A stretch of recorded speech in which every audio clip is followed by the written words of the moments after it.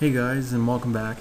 Going to continue on with this chair lesson, and what I've realized is that the backrest is a little short, so I'm going to double it. And what I'm going to do, this is going to be a different technique. I'm going to push B to box select, and just so you know, I push 3 to be inside view.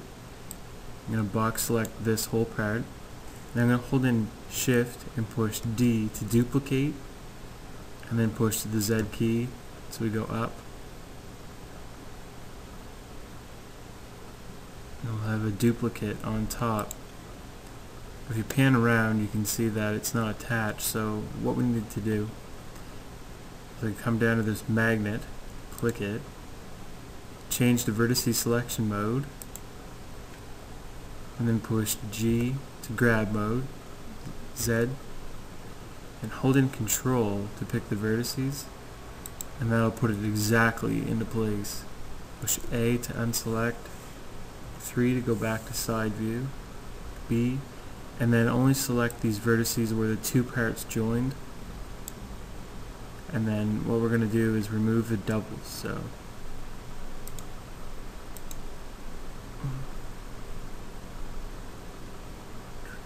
and then click here, remove doubles. It says remove 8.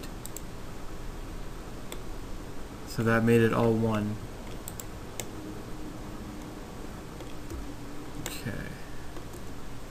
Now we have bigger backrest. Looks a lot better. It's brown. So now what we want to do is make it wood looking. So the first thing I'm going to do is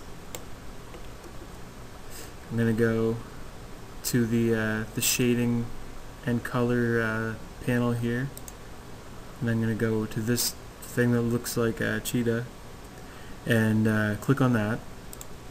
And that's going to bring up our texture panels.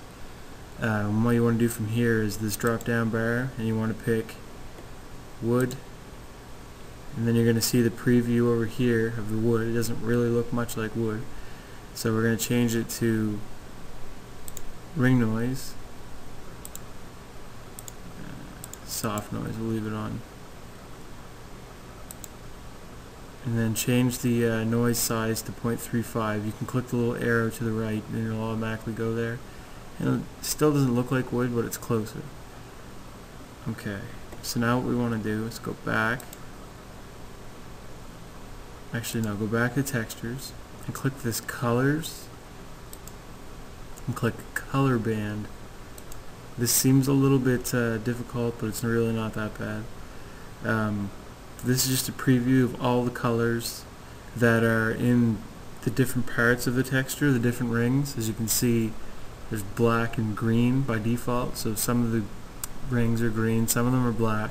So first we're going to click over here on the right. You can see on the edge here, change to green, because there's actually like a little bar that's over here. You just can't really see it. I don't know why they place it like that, but it starts on by default on the far right hand side. So click that, and then it'll select every other ring. So what we're going to do is change that to a brown color. And again, I have a hard time with the colors, but we'll go with that. And then we'll hit add, and this will actually add another band color that we can play with. So it's by default gray. So I'm going to change that to maybe a darker brown.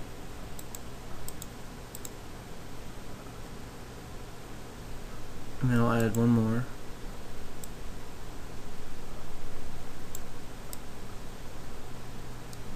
Just move them around and look at the preview screen here until you get something that you think looks good. Change this again to dark gray, black, and then you can add as many as you want. Just keep looking at the preview to see what it's going to look like. Change the colors until you get something that looks right. So I'm going to render it and see what we have here.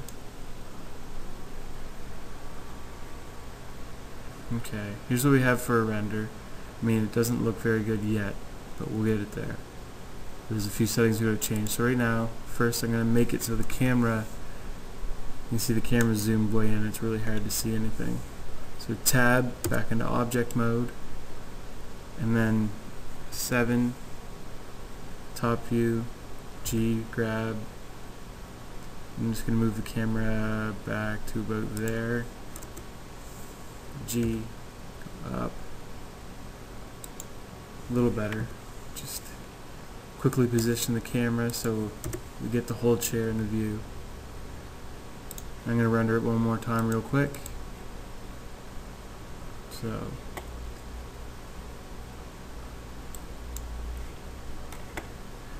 back into the shading settings. Actually, right click to reselect the chair. Shading settings. Over here to input, change this to 5. And you see that the window changed here to kind of look more like wood.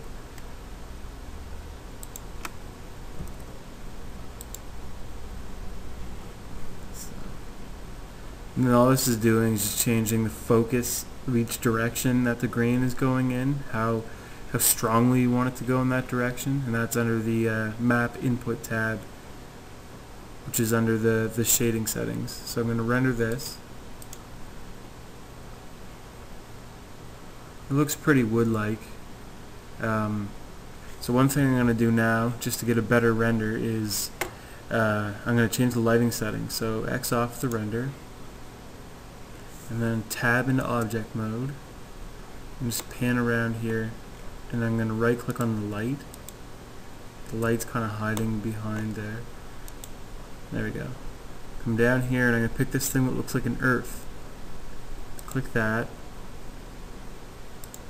and then click on the AMB OCC tab down here in the middle, and then what that stands for is ambient occlusion.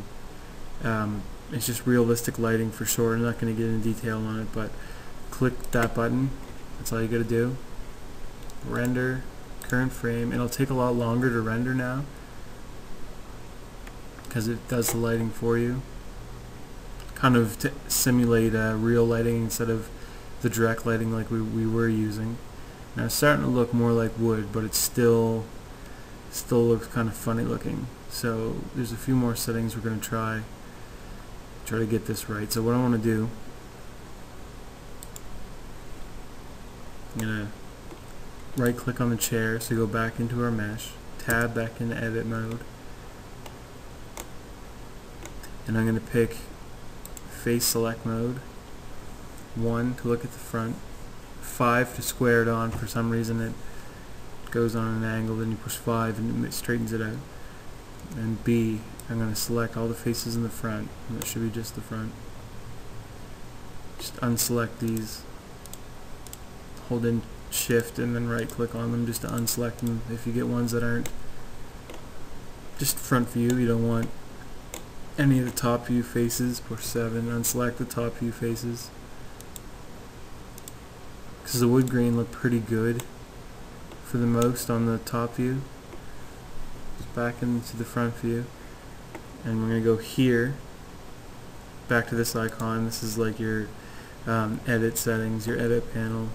And what we're going to do is over here in the links and materials tab, there's vertex groups. Basically you can set properties for certain elements that you have highlighted, so you can do different things with them. So we're going to go new, and then we're going to assign these highlighted faces to this new group. So that means that we can make separate changes from everything else to these highlighted faces. So assign, then go back to your color settings, and then we're going to change these around. So I'm going to make this back to 1. I'm going to raise this up to 10.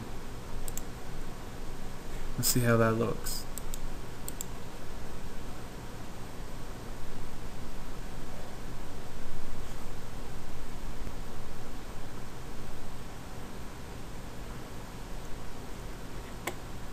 Yeah, and you can see that the grain's going vertical now instead of all over the place. It still looks kind of funky on the sides, but we'll just have to do the same thing to the sides. So real quick here, I'm going to do the same thing on the sides. I'm going to go 3 to put the chair on its side, A to unselect, and then B, box select, and hopefully we just got the side. Same thing, push 1 or 7 to get to the top view, and just deselect, hold in shift, right click to deselect everything up here, because we've now made that look pretty good. Same with these front, we just want the side view. And just the sides that you can see when we render, the ones on the other side, just because we're only rendering one single picture from a certain angle, this will be fine. So go back into this setting over here, the edit settings, where we made a new vertex group, and then it's still set to the new vertex group that we just created, so you can assign these to it too. Render, current frame.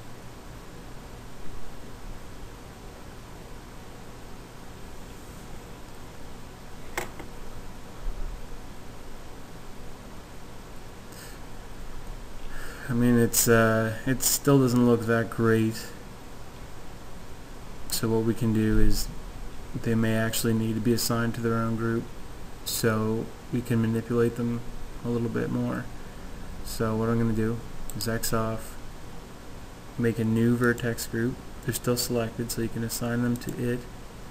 Go to the color settings.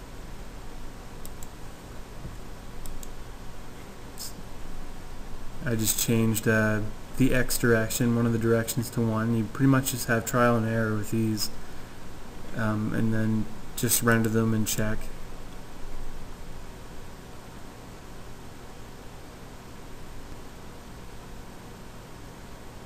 Yeah, they still look kind of funny, so I'm going to try one more time here.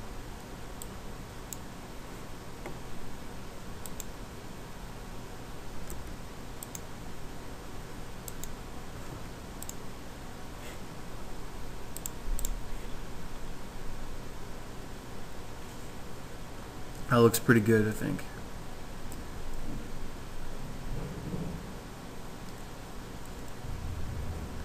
Alright.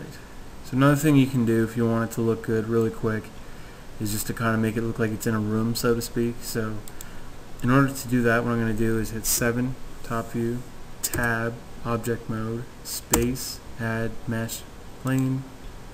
I'm going to scale this guy out, make a fake floor, and push 1 so I can be in the front view, G, Z, and move it down. Just, you don't have to be super close, just below the feet of the chair. And then 7, tab, so we're in edit mode, so we can edit the sides of this new floor. Edge mode, right click on one edge, hold in shift, right click on the other edge, and we want the 2 edges that are opposite to where the camera is facing. So if I push circle, it's these 2 back ones. Circle is again the what the camera sees. These 2 back ones. E to extrude, Z to go in the up and down direction, and then just make some walls. Just guess at how high. Now we'll get some shadows and it'll look pretty good. So render, current frame, and then watch it render, and it looks pretty good.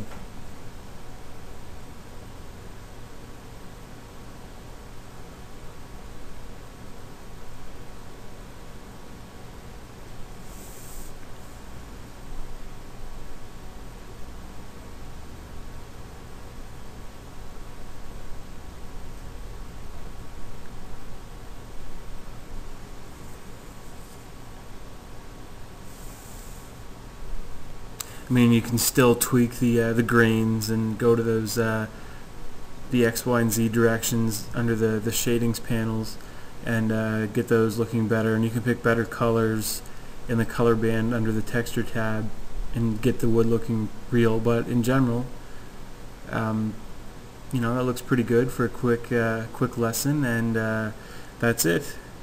So hopefully you enjoyed this, and hopefully you've learned some things.